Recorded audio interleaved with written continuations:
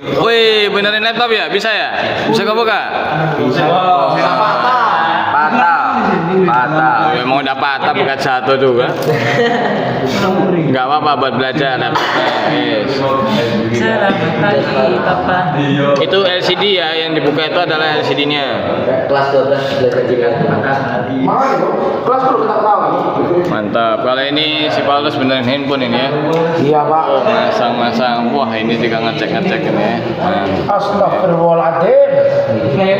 Tolong. Iya, hai mana tak